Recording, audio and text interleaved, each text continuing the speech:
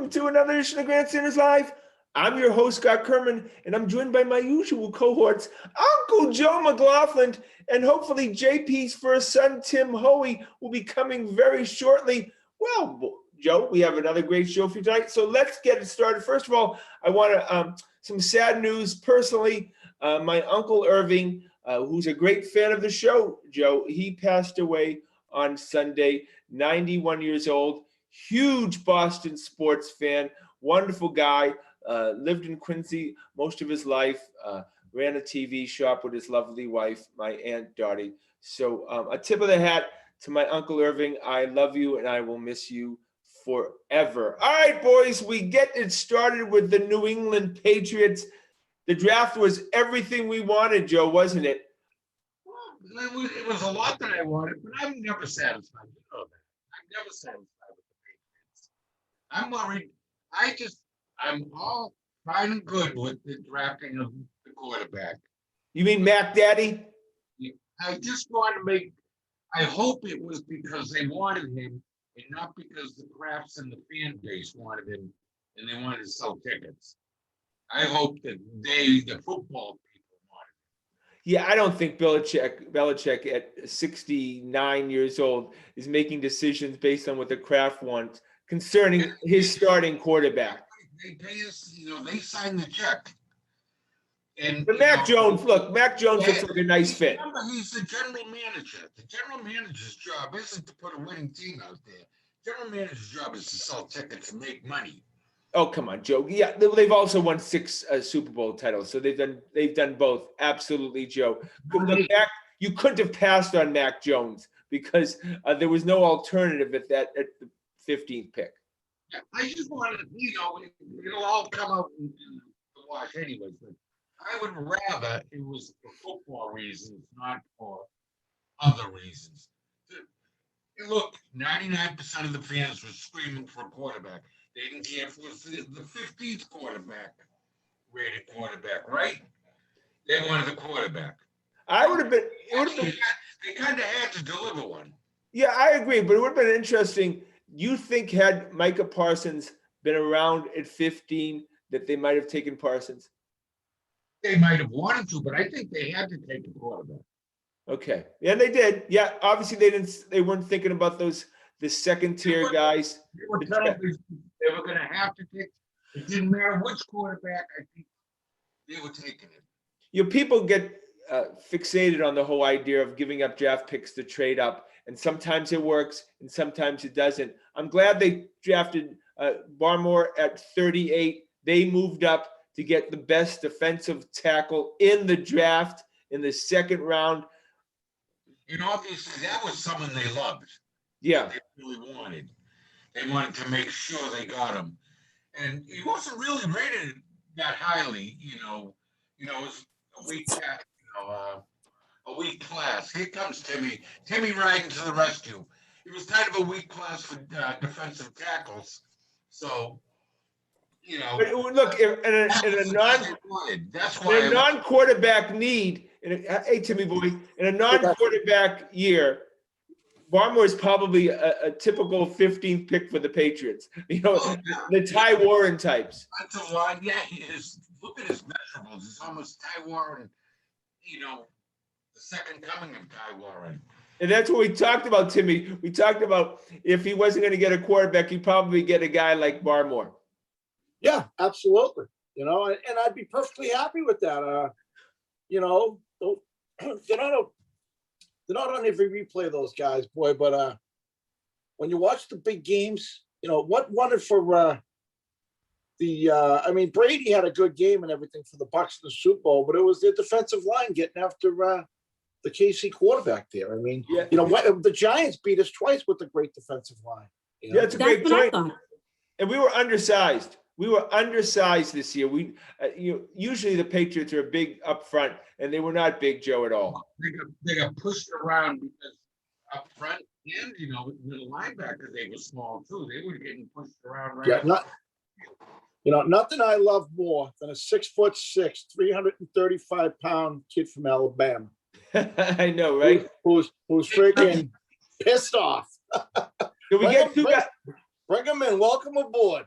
You know, We got two. The other pick I really liked was typical Belichick, was the 5th-round pick, the linebacker. Probably not even going to play this year. He would have been a 2nd-round pick if he could have played this year. But that's, he picked him Yeah, up. and he was a redshirt sophomore with an ACL injury. Only like 19 years old, 19, 20 years old. That's where the Patriots create a minor league system where other NFL teams don't. Redshirt's the first year here anyway. okay, I'm tuning out of one. Tuning out of one and getting into the other. So then they draft 2 Oklahoma guys in Perkins and Stevenson, a guy who can rush the quarterback in Perkins, and Stevenson, a big LeGarrette Blount type. I just like the variety here. Both dropped in the rankings and both got drug suspensions. Yeah. So, that's never bothered Bill, as long as it depends on what it was. No, and we know in professional sports right now, smoking marijuana. I'm still here. It's not a problem anymore. Josh Gordon was a junkie. They took him on. Look, and later in the draft, they get a guy like William Sherman who feels like, best case scenario, can we get another Owenu out of the 6th round? Yeah, and there was good in the safety cornerback kind of tweener guy. He's going to be your dime back, cover the slot, cover a tight end, You know what I've realized, though? We know nothing until we see them play here.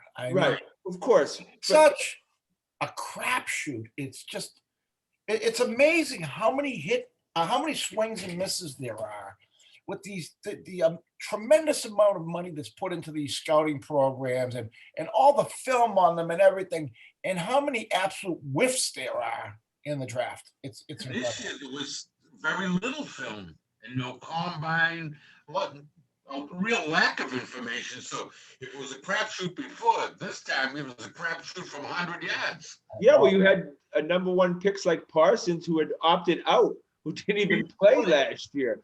And then a street free agent come in and be a star.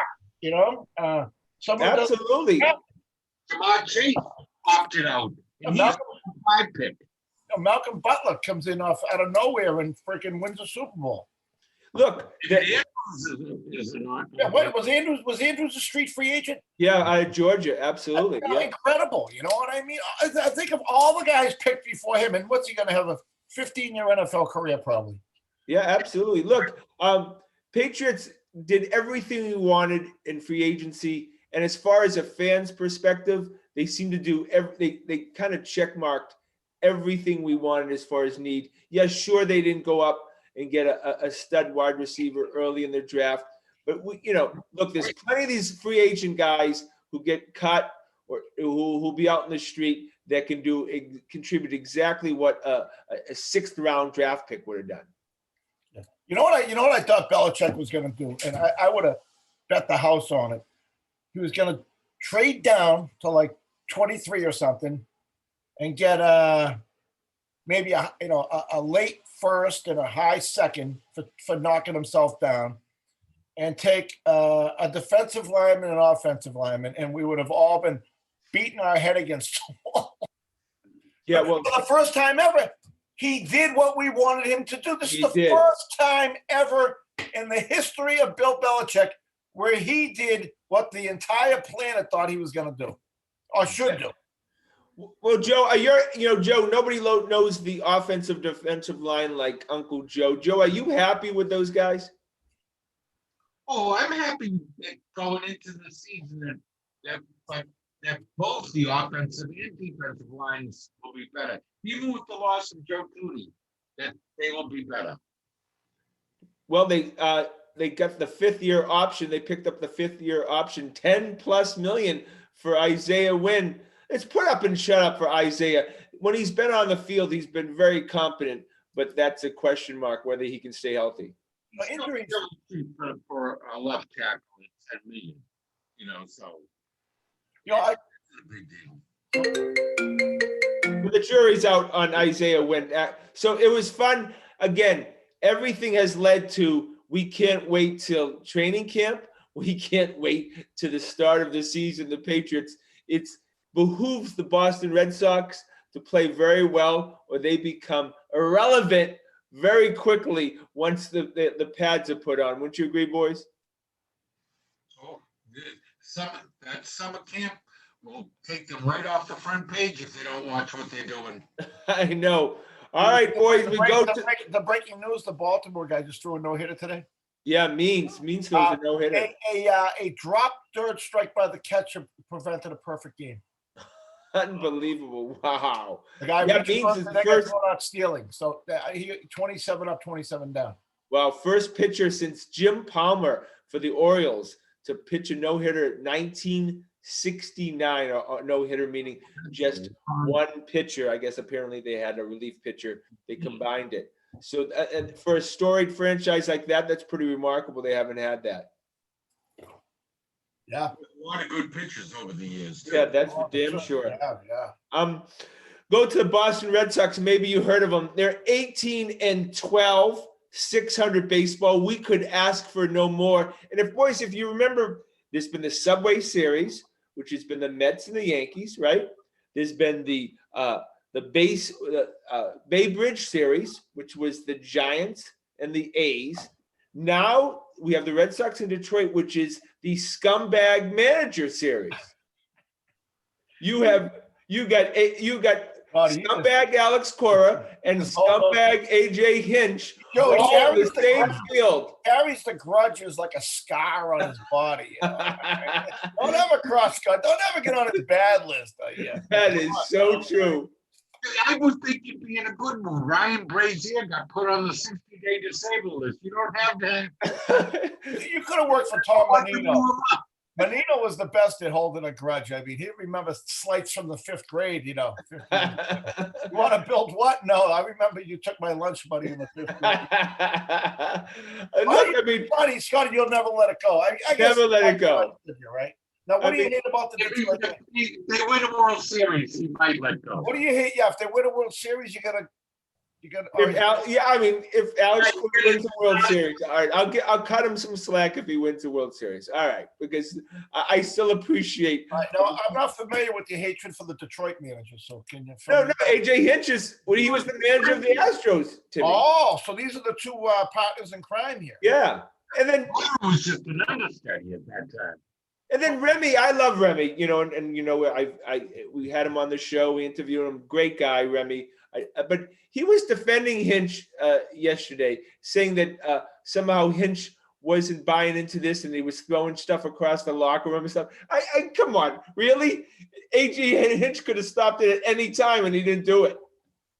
He just put it down. Like, I don't know what's going on, even though he knew what was going on. Scotty, there's a lot of guys. You don't know what kind of peer pressure he was facing. You know what I mean? Peer pressure? He's the manager of the team, Timmy.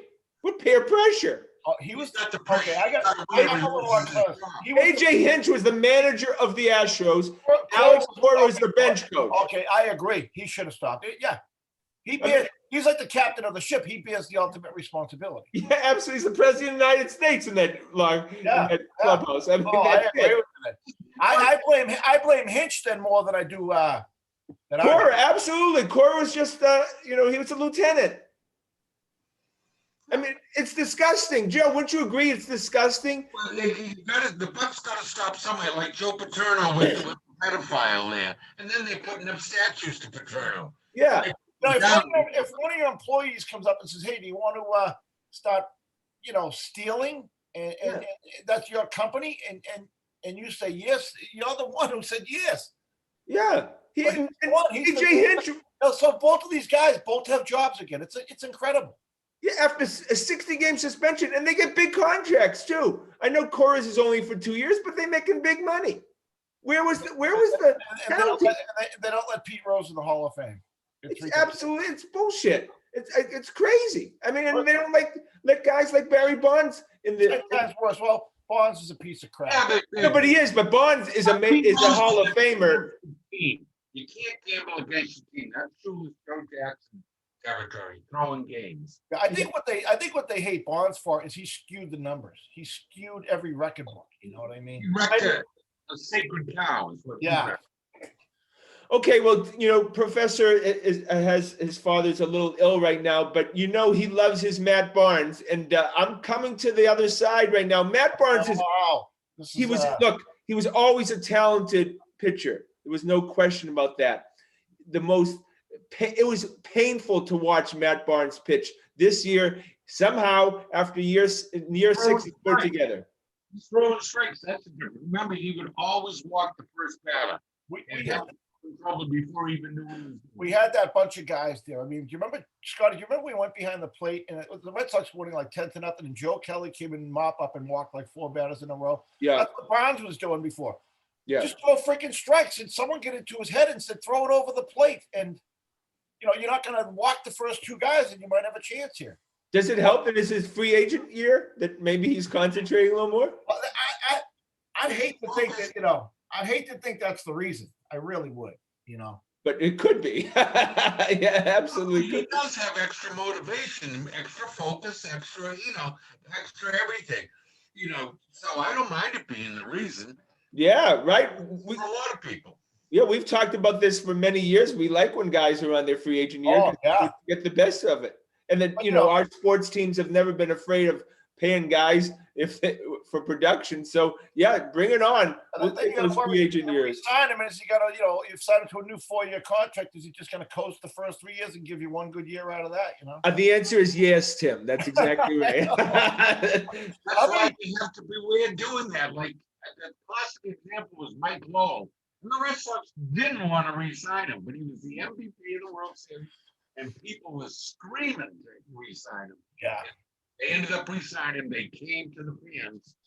But you got to give it to – but in that case, he actually had a 3-year contract offer from the Red Sox, 4 years from the Phillies, and he stupidly took the 3 years from the Red Sox. Should have taken the 4-year deal. But I like Mike Lowell. Just a great guy. One of my favorites. Yeah, absolutely. Nobody had any problem when they signed him. All right. I remember he was a throw-in in that trade. When we got him, he was an add-on in that trade. They wanted to take his contract. There was I liked everything about Mike Lowell. Yeah, he was perfect for Fenway Park. He had the perfect swing. All right. I've loved Xander since I saw him in Portland in AA. And Xander just continues week in and week out to put up numbers as a top shortstop right now in baseball. Xander's in the place that he should be. Xander, look, physically, he's improved each year. This is a guy that should be hitting 30 home runs a year, hitting over 300. He's a leader in the clubhouse. Xander Bogaerts this is Xander's team. Finally, the Red Sox signed somebody for what they were going to do, not what they had done in the past. Someone did a great job of seeing this guy still had more upside to him. Well, I do think there's an opt-out after the end of this year, Jim. So that contract might be null and void. Wow. Yeah, I know, but that's a real good year. He has a real good year. He might opt out. The Red Sox will take care of him. I think so. He's hitting like 370 right now. Look, he's going to cost them. The Red Sox, from a PR standpoint, cannot lose this guy. They're going to. I mean, he can back up the Brinks truck. They're going to have to. They're going to have to give him what he wants. Yeah, there's no way. You're right. There's no way they can do that. Look, I've always stayed consistent. If you told me that we had to push one guy out of the boat, it would have over Xander or Mookie. I always would have pushed Mookie out other than Xander. To me, Xander's still a better player than Mookie Betts. Mookie seemed like more of a mercenary to me. And I don't blame any of these guys for being mercenaries. I mean, teams will cut them in a heartbeat. But Xander seemed to be had a little affinity for playing for the Red Sox, it seemed to me. And Tim, I remember Scotty telling me, watching is Portland AA or single A? AA. AA. I remember you saying you saw the next great Red Sox player playing in AA in Portland when you were up in Maine. Yeah. Joe, but the last thing we need to do here is be nice to Scotty and compliment him, okay? Yeah. Come on. We got to keep chopping him down bit by bit. And 2, Timmy. And 2. All right.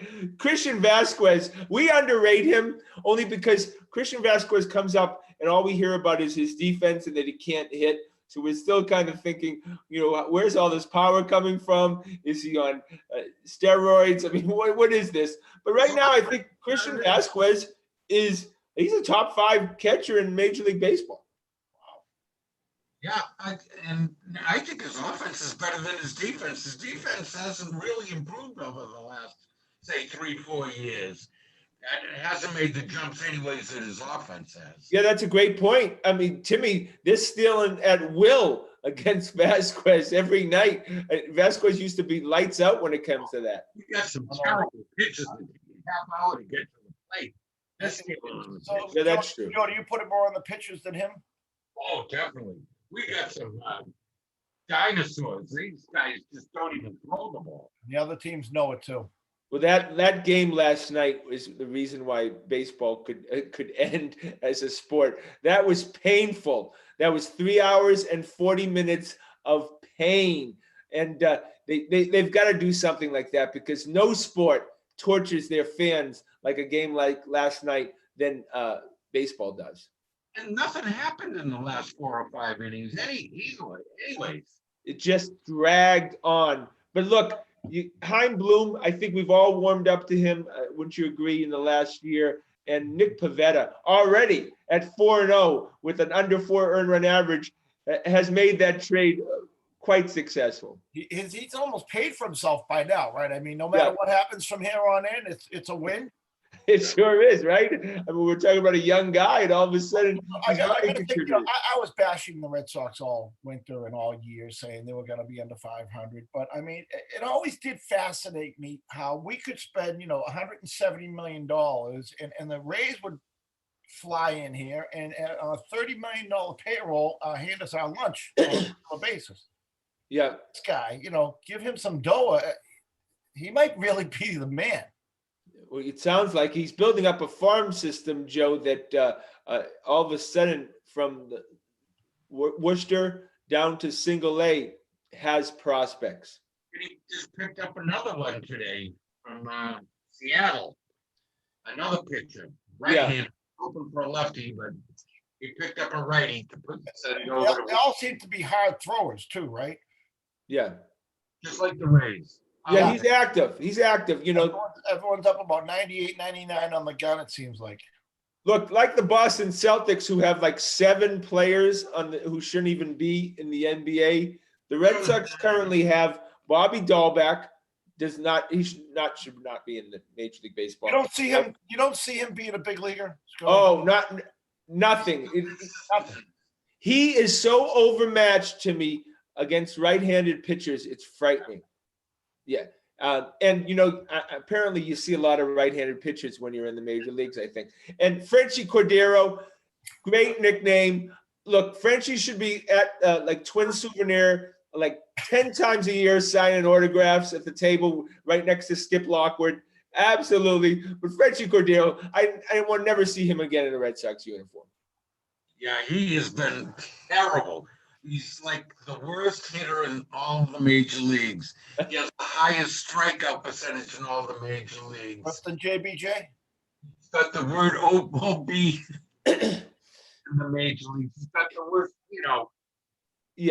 slugging percentage in the major leagues. It's just the worst.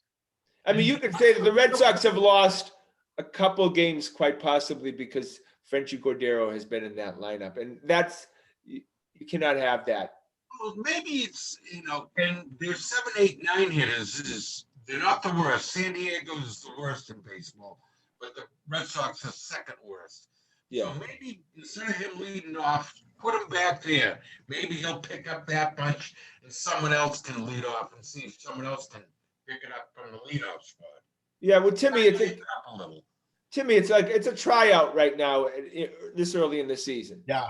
He just grabbed like a bunch of guys and they just keep rolling them through the lineup. And it's like, who's sticking? Yeah.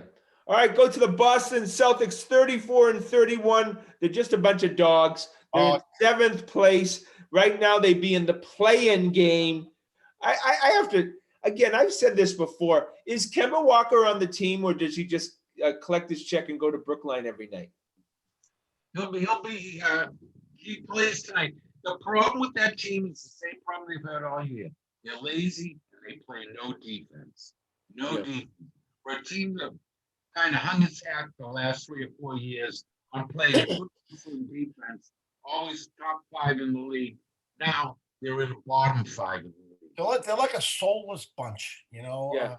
kind of the epitome of what you think is spoiled athletes these days.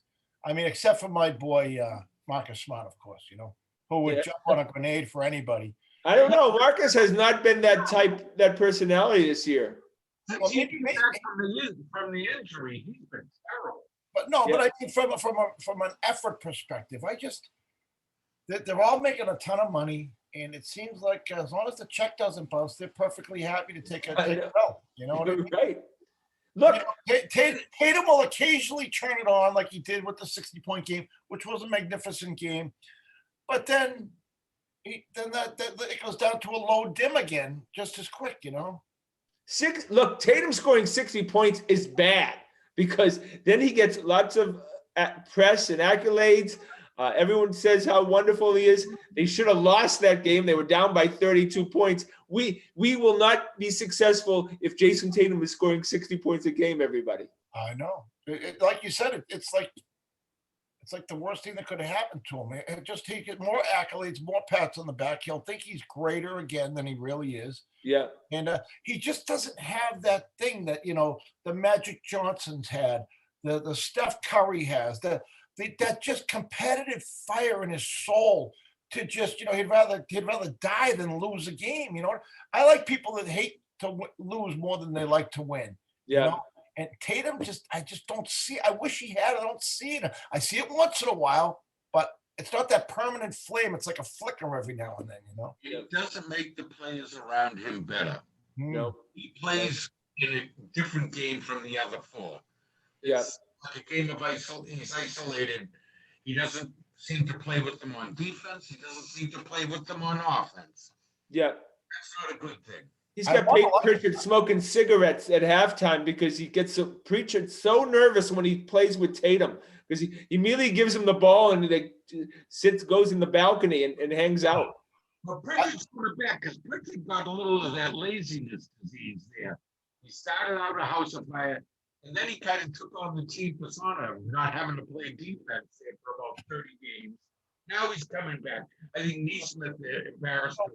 Once again, does this go on Brad? You know what I mean? What kind of is he the guy? I don't know. They're not going to get rid of him. He's not going anywhere. But is he that guy who can get the most out of these guys? I don't know. Well, I blame Danny again. The Thompson acquisition, of course, the Jeff Teague was a disaster, but Thompson was too. He was supposed to come in there as a veteran presence, a leader type. He's been none of that. Well, I hate to say you've been right about something twice in one program. Brad does need some whipping now. I've always been blaming Danny for the team he gave him, but Brad's got to do something with those ingredients. He sure does. Anything. Yeah, look, what we've seen with Brad Stevens is what we're getting. He's not changing his stripes. He's got to go. They just have to have a new voice in there. As we talk about a lot in the Bruins, Timmy, is when you lose the locker room, when the guys stop listening to the coach must go. The Bruins have Bergeron in there, and one of the great team leaders in the history of this town. I think he's like the Tom Brady of the Bruins. Lead by example. I think Marchand, even though he's kind of a wild man. They in hockey. They stopped listening to Julian. When they stopped listening to Julian, Timmy, they did. Julian had to go. They did. Yeah. And so I'm saying, when you stop listening to Brad Stevens, which is pretty clear that nobody's interested in what Brad Stevens got to offer, then he has to go. That's a great analogy. Didn't he just sign a big extension? And they're going to keep him. That extension said that you guys can play the way you want. We'll get rid of you before we get rid of him. Yeah, Scotty, that's a great analogy because Claude was an excellent coach. He was a very good coach who had seen some good success. But they saw that he had lost the team, and he had to go. He had to go. I mean, that's just the way it is. Three compliments for Scotty here. I know. That's an excellent analogy. I know, right? Hired to be fired. All right, I'm sure you guys are going to rip me a new one sometime during this show. All right, boys. Boston Bruins clinch a spot third in the East. You know, they're one of the favorites, top 8 favorites to win the Stanley Cup. It just feels like they're peaking at the right time. Well, I mean, getting this kid Hall. I mean, and Riley, what a rebirth. You know what he's done? He's brought David Krejci alive. Krejci. That sure has, right? He looks spectacular out there dishing the puck. I mean, I watched the game the other night. I have never seen him pass the puck as well as he passed the puck that night. It was like, where the F has this guy been for the last 10 years? Nobody has phoned it in more during the regular season than David Krejci does. You said nobody. I don't know who has ever played the way he does. He plays up to his wings. Yeah, right. In his career, he's done that. The last time he was good, he had 2 good wings on him, Horton and Lucic before that. That's when he played good. He plays, he wings. He plays good. He's like a Rajon Rondo. You know, Rajon Rondo's as good as the guys he's passing the ball to. And I tell you, if we get David Krejci going to the playoffs, there's some good hope here. Look, Sweeney has made every right move as far as the deadline deals in the last few years. He nailed it. That was Hall was an absolute, and the defenseman we got with it was an absolute Riley, theft. yeah.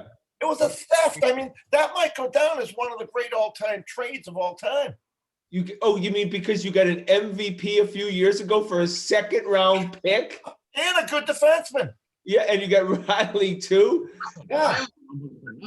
I mean, Riley's a top 6D right now, right? And then you got Charlie Coyle for Donato, and has Donato done anything since he's left the Bruins? Charlie hasn't done a lot right now. We did get a good year out of him. Charlie needs to start firing in the back of the net a little bit more, you know? Yeah, well, let's see. I'm hoping that Coyle all of a sudden he picks it up a little bit. But again, Joe, like we talk about, Charlie got paid, and he hasn't been the same guy since. Yeah, and you got to. There's always a little of that in everyone. You know, it's human nature. But maybe the playoffs will stimulate him again. But you know, hockey, you know, you could be Charlie Coyle and they'll sit you. You'll be watching the game from the 9th floor. The way Cassidy will do it. Cassidy will do it. Yeah. So is the Halak era over? It feels like you know. I loved Halak too. I loved him. I fell completely out of love with him in the playoffs last year. I mean, when I used to go to the Bruins game, I used, because I wasn't a big Tuca fan, I loved Halak. And he just completely disintegrated in the playoffs last year. Yeah, he's not the same. Yeah. He's not the same player. It's Flaman's turn to be at least number 2. Yeah, that was my question. So you think that, right? I think it has to go that way. I mean, Swayman might be outplaying Tuca right now. Yeah. And I think he's clearly a better goalie than Halak. Clearly. I think Halak, has gotten a little older, a little slower. There's a lot. He gets beat by stuff that he should be getting. And he showed he wasn't a playoff goaltender either. When the heat got tough, he completely flopped. I think we're going to have a long playoff run. It's going to be fun because they're going to increase the attendance. I think they're going to go at least 25% in the Garden stuff, get more Bruins fans in there for the playoffs. I'm looking for a long run. I think we got a chance here, boys. I don't even know how the playoffs work as far as the Canadian teams. I don't know where they're going to play in Florida or something. I don't even understand how that's all going to work. But we have a chance, boys. A couple of Bruins teams were fantastic, should have won cups, didn't. Maybe this is our 2018 Patriots year. Yeah, they almost won from that St. Louis disaster. Yeah, right. Maybe this is our makeup, Joe. Maybe this makes it up, right? Where we nobody had these great expectations, and they haven't had. This is the first time they've had 2 lines since going back to the the 11, 12, 13 teams. I mean, Solid lines, like two real good lines. yeah. I mean, Hall just changed everything. I mean, rarely have you seen a late season draft. Really, he hit a grand slam with it. And the Smith pickup, has gathered steam over the course of this year too. He's on the points sheet every freaking night. It seems like, doesn't it? And Richie's played pretty well. He's got 14 goals. Yeah. I mean, not great expectations for a guy like him, but he's played pretty well. He's been solid. Look, I'm telling you something. If Tuca can play real solid in net, we have a chance. There isn't a great team in the NHL right now. Excuse me, Washington seems to be able to bully us around. It's going to be interesting when we play them, how they respond to the Wilson guy there, That's why it'd be nice not to play them in the first round. So we got to at least keep that third spot so we don't play them in the first round. No, this is when you play them, you notice how physically small the Bruins are. Yeah. I mean, Washington's just a big freaking team. They're big. It's not with their star Ovechkin. It's just big. Yeah. All right, well, boys, that's our show for tonight. I want to thank everyone behind the scenes. Of course, Corbin, I want to thank the fellas. Please check us out on our website at thegrandstanders.com and tune in next Wednesday night at 6:30 for another edition of Grandstanders Live. I'm your host, Scott Kerman. Have a great and happy night.